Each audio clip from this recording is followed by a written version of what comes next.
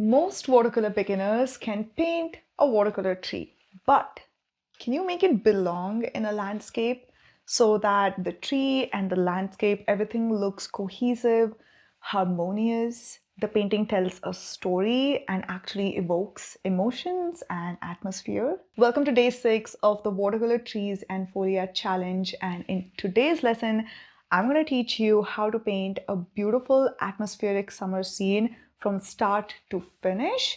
And this is going to bring together all the stuff, all the skills, and all the techniques that you have learned so far in this challenge. You're going to discover my easy technique to paint glowing, expressive summer skies. You will learn how to move from painting the background of the painting all the way to the foreground by using the right color temperature and by using the principle of atmosphere and perspective in your paintings. And you will learn the exact green mixes that you need so that your tree sits in the landscape like it actually belongs there, and it completes the story and the atmosphere and the emotions that you're trying to convey with this summer scene. So this is the tutorial where it's all gonna click for you. Just a reminder that the reference photo that I've used in this challenge is included in your companion email series. And if you don't know what that is, this challenge is not just a YouTube tutorial playlist.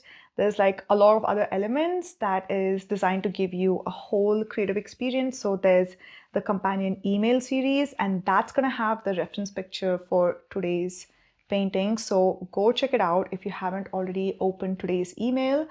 And there's a workbook with the updated supplies list, the whole shebang. So if you're just discovering this video, then make sure you sign up for the entire challenge experience with the link in the description. All right, let's dive right in and paint our beautiful shimmering summer scene together. So today I'm going to be using a beautiful inspiration picture by Jeff King. I've sourced it from Unsplash, and what I really like about this picture is it has a big beautiful sky with beautiful clouds. And what is also really important for me is that the hero of this composition is clearly this beautiful tree that we can see in the foreground, and it's casting a lovely shadow, and everything just works beautifully in this picture. So let's go ahead and paint this. All right, so first I'm gonna quickly just sketch a few main elements over here. So I've taped one of the 8 by 6 inches blue pine art sheets to my backing board, and I've also propped it on like a roll of masking tape so it's tilted. And I'm gonna go ahead and sketch this landscape. So using the rule of thirds, which means if I divide my paper into 3 different parts, 3 equidistant lines like this, then I'm going to draw the horizon line at this intersection here. So I'm just going to draw the horizon line, and I know that my clouds are going to be here, and with my tree I want to place my tree here, which again, as according to the rule of thirds, if I divide my paper into 3 parts like this, 3 equal parts, then I want my tree to be at an intersection between this line and this line. So I want to place my tree over here, and I'm just going to quickly just draw the tree trunk, taking care that I keep the proportions correct. And I think it's slightly bigger, so let's alter that, because I want to keep in mind that the tree is in proportion with the sky and everything else. So I want my tree crown to be here.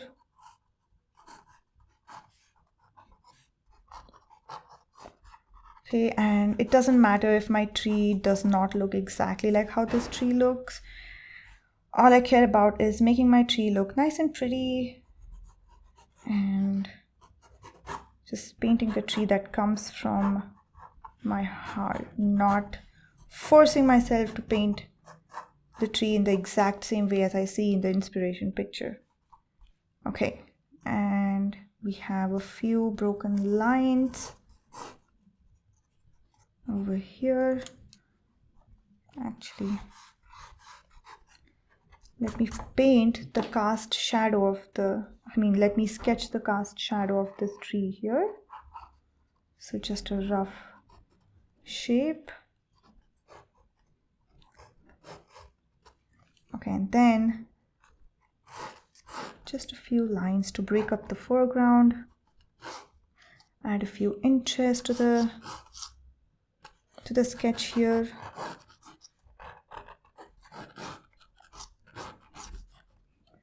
Okay. As you can see, I'm really simplifying the composition. When you're painting something from an inspiration picture, it's not necessary that you paint every single thing that's in the photo. You can eliminate things that you want to, because for me, the important things in this landscape is the sky, the tree, and the foreground. All right, so what I'm going to do now is paint my sky first, and then I'm going to paint the foreground, and then we'll finish the whole thing off by painting the tree in the final phase. All right, so I've taken my Princeton Neptune flat 1-inch brush, and I am just going to wet the entire top part of the tree, of the paper. Rain it in, Trupti. Rain it in. Okay, so I have wet my paper, and I want the paper to soak the water a little bit, because I want my paper to be damp and not super wet, because I want this to be like a controlled wet and wet. Okay, so as my paper soaks in some of the water, I'm gonna get some cobalt blue for the sky. All right, just wetting my paper, re-wetting my paper one last time in case it's become too dry.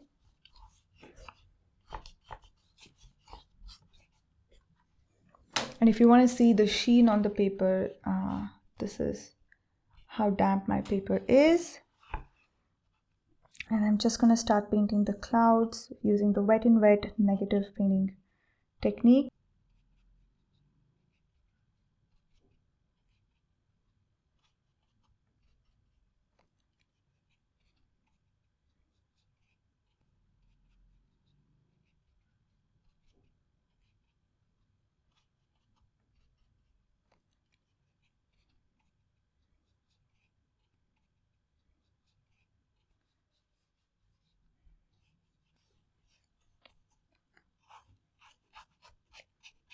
And I am going to put like a very light wash of cobalt blue where the tree is going to be, and that's completely fine because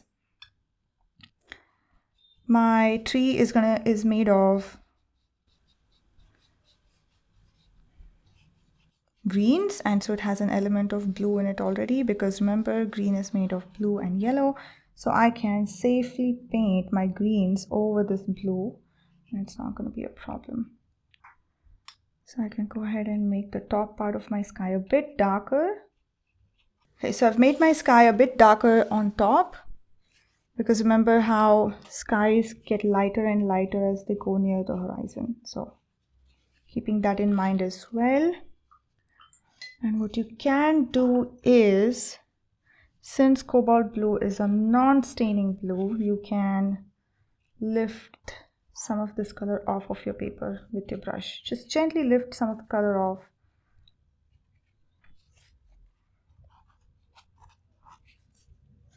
If you don't do it, it's completely fine, but I'm just taking some extra precaution. Okay, and while this is still wet, I'm going to go ahead and drop in some of the shadows. So I already have a slight purple over here on my palette. So I'm going to drop in some shadows in the clouds right here.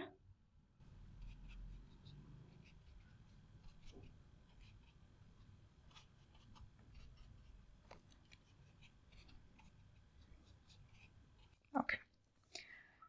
Right, so this part is done. We're going to let this dry and then paint the bottom part of the foreground. Okay, now I have to paint the little lake over here on the horizon and a few of greens over here. So if you observe in the photograph, the lake is a bit more darker, is a bit more indigo looking, and the trees, there are some darker trees, more olive green looking trees scattered across at the horizon, and a few dark green lines. And as you come closer and closer to the bottom of the picture, you can see that the greens are getting lighter because it's closer to you. As you move closer to the viewer's eye, to the foreground, all the colors become more brighter and more saturated. So you can see how the ground closest to you as a viewer is has lighter greens, and that's where our tree is situated. So we're going to keep in mind all of these tonal values, and we're going to paint this bottom part in a beaded wash technique. Okay, so for the lake, I've mixed in a tiny little bit of indigo and a little bit of ultramarine blue, and I'm just going to check and see what color I have. And this is pretty good. It's pretty close to what's going on in the lake over there. So what I'm going to do is carefully paint the lake just with one single brush stroke. Okay.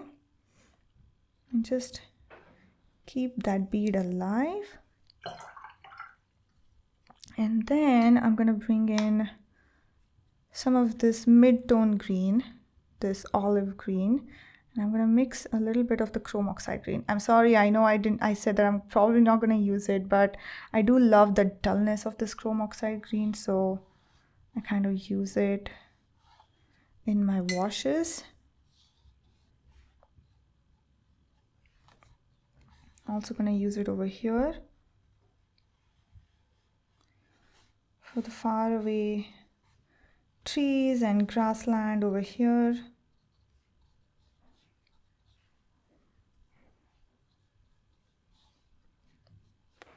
And then as I come closer, I'm going to add more and more yellow to the greens. So I've already mixed my lemon yellow and May green. So I'm going to start introducing that here.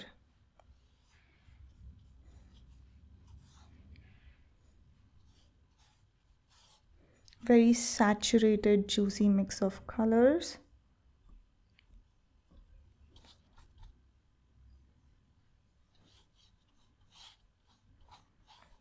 It's brighter and brighter as you come closer. So we're going to paint around the tree trunk and leave the tree trunk be.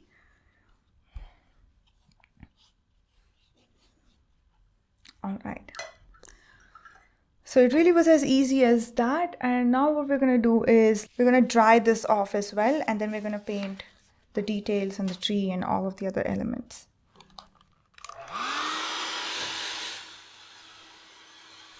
All right, now the sky part and the land part have both dried. I can go ahead and paint in the tree now. So I'm going to start off with the lightest layers. I'm going to bring in this light cherry looking green that I have on my palette right here.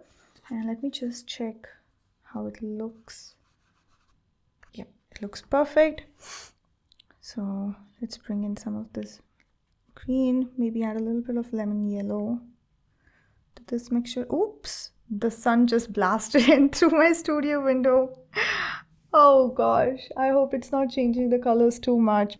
All right, I'm going to go ahead and paint the lighter values of the tree. So again, all right, I had too much paint and water on my brush, and as you can see, I didn't get much of a dry brush technique. So I'm gonna dab some excess paint off of my brush.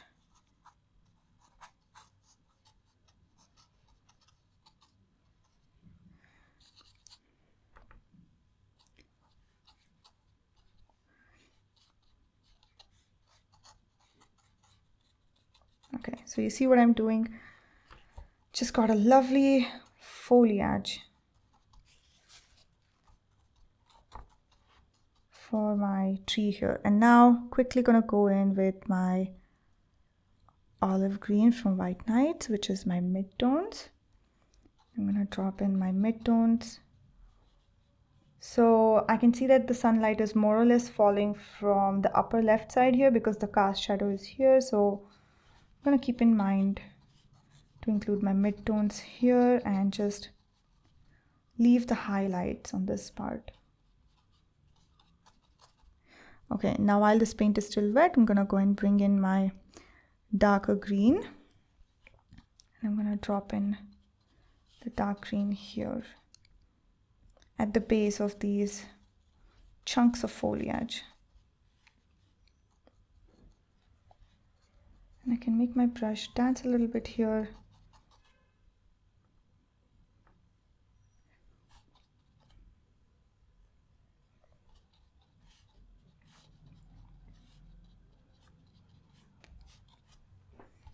All right. So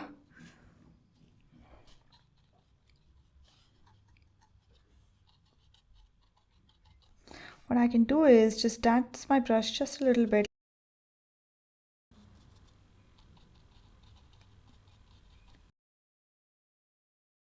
and just get some of the ruffled parts of the foliage here. Again, keeping in mind that I really don't want to overwork this, so just being very careful about where I'm putting my colors.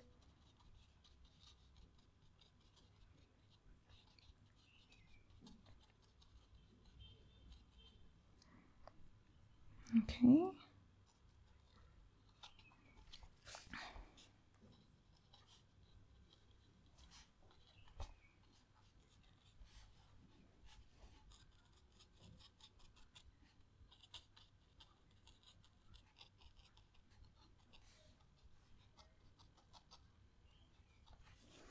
Right, so now that the foliage is done, I'm going to stop here and go in and paint the tree trunk. Okay, so I'm going to get some yellow ochre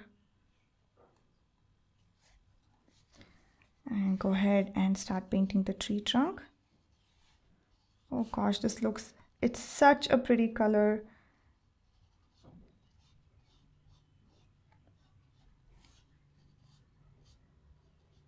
And it looks perfect. And I really love how this is turning out. And using my rigger brush, I'm going to bring in the darker tones, the shadows in the tree trunk, using my burnt umber and a little bit of Van Dyke brown. Again, using controlled wet and wet. Oops, too dark. As you can see, the contrast is just too much. So I'm just going to go ahead and soften it off just a little bit.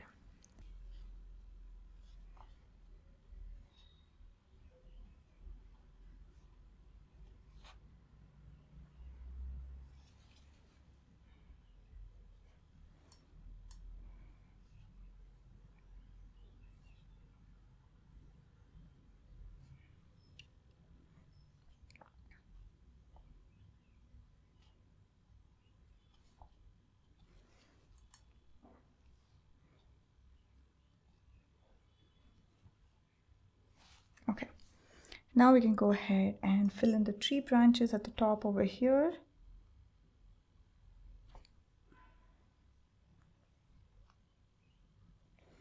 Just to make it all look connected.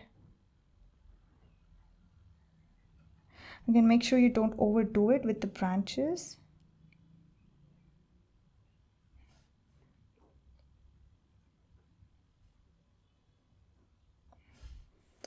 Oh, I'm loving this.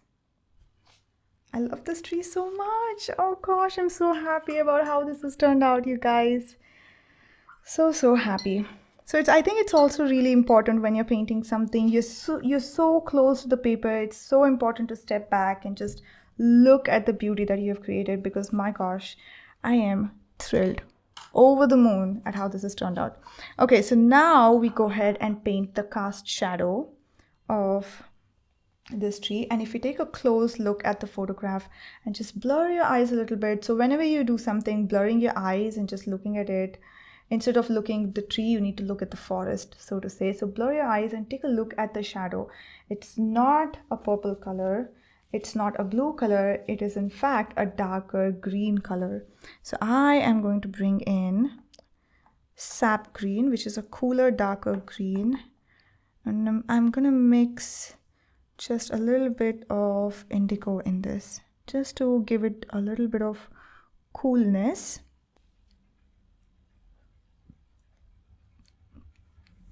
So a bit of indigo and a little bit of sap green, and we will test it on the paper and see how it looks. Oh baby, love this, love it so much. So let's go ahead and paint our cast shadow. So I'm going to make it really diluted and then just kind of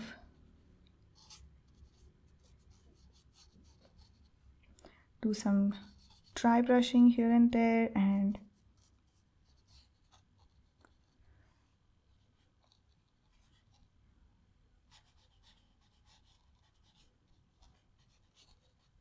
okay.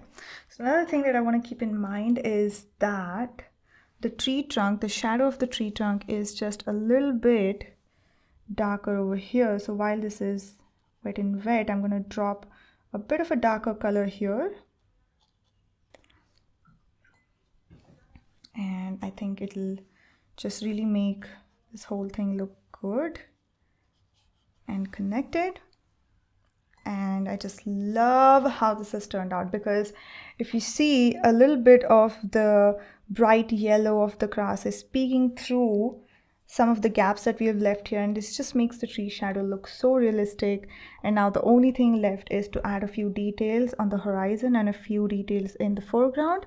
So what I'm going to do is bring in my rigger brush, because I love the spontaneity this brush brings in my brush strokes. I'm going to grab some of this olive green with my rigger brush.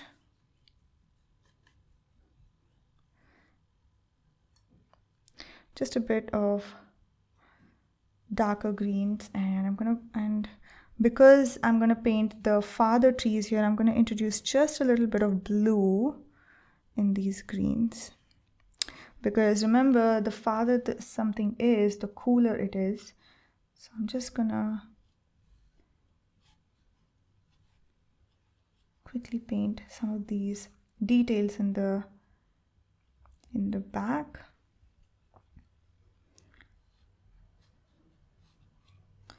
Especially as you come closer, there are some brown bits over here.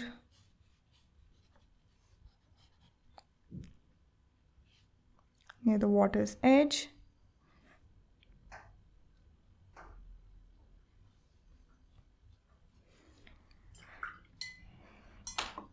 Switching back to my mop brush.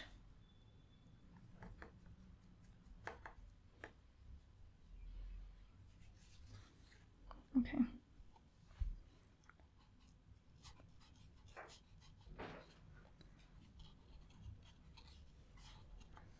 Just some details here and there in the background.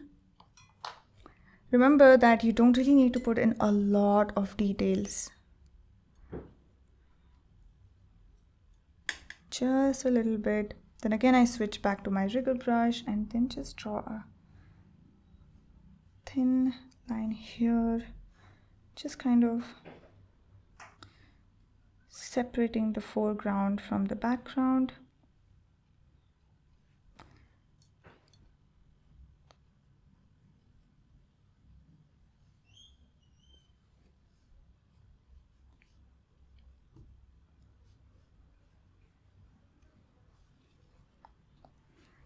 Okay, that's enough. I think if we splatter a few greens just on the foreground here, it's going to be really, really good. So I am going to use something to cover my sky, because I don't want my splatters to land on it and ruin it. And I'm just going to Splatter some green here. I also love splattering some browns that just make it all look organic. And voila, there you have it. This beautiful, beautiful landscape. Got a few water drops here, so I'm gonna absorb it. Just like dabs. Oh, I love how this has turned out, you guys.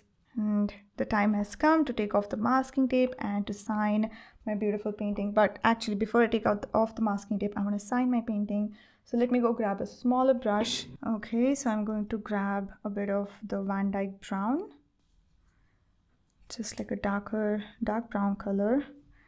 And this is a size 0 rosemary brush, a size 0 round brush.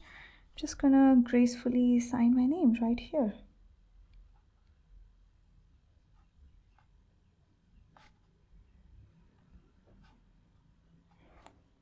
Alrighty, time for your homework. If you've been doing this challenge consistently, by this time you know that your homework is to submit this final painting, the easy summer landscape painting from this tutorial, inside of our Blue Pine Arts Creative Club free Facebook group. The link to that and the password to that is in today's companion email that has landed in your inbox. And so go check it out over there. And if you haven't yet signed up for the whole challenge experience, what are you doing? Because this YouTube tutorial series is just one part of it. So the link is in the description. Go grab it. I'm so excited to see your landscape because this is where everything comes together, right? So I'm excited to see what you've learned. And my friend Colby Bloom, she does this thing with her challenges where she writes a section of loved and learned. So come share with me through this challenge, as you've been painting this, what have you loved and what have you learned? And if you wanted the reference picture, that is also in the companion email. I kind of forgot to mention that, but go check it out. And I can't wait to see your painting. And I will see you in the next video where you're gonna get your final assignment for this challenge. And it's gonna be a really, really fun one. So catch me over in the next video. And until then, happy painting.